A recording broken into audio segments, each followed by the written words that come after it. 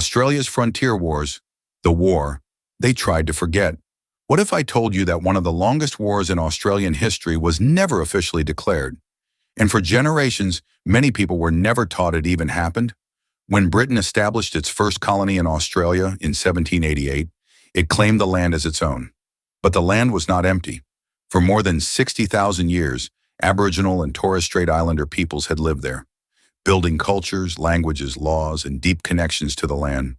As British settlement spread, conflict followed. Land was taken, water sources were seized, sacred places were destroyed, entire communities were pushed from their ancestral homes. Aboriginal warriors fought back. They knew the rivers, they knew the forests, they knew every part of the country they were defending. Across the continent, resistance leaders organized their people against colonial expansion. Some fought with spears, others launched surprise attacks before disappearing into the landscape. For many Aboriginal nations, this was not rebellion, it was self-defense. The colonial response was devastating. Settlers, soldiers, and mounted police carried out violent reprisals. Entire camps were attacked.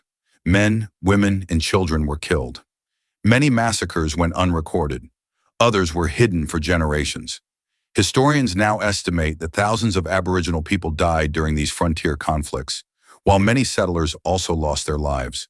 Projects such as the Colonial Frontier Massacres Map have documented hundreds of massacre sites across Australia, showing that the violence was widespread rather than isolated.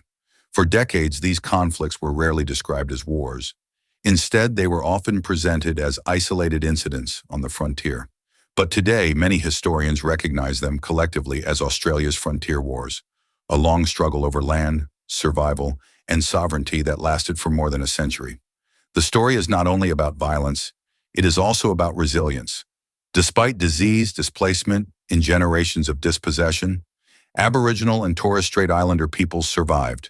Their cultures survived. Their languages survived. Their connection to the land survived. History often celebrates the battles fought overseas, but some of the longest wars were fought at home, for the right to remain on your own land. Because sometimes the most important wars are the ones history chose not to remember.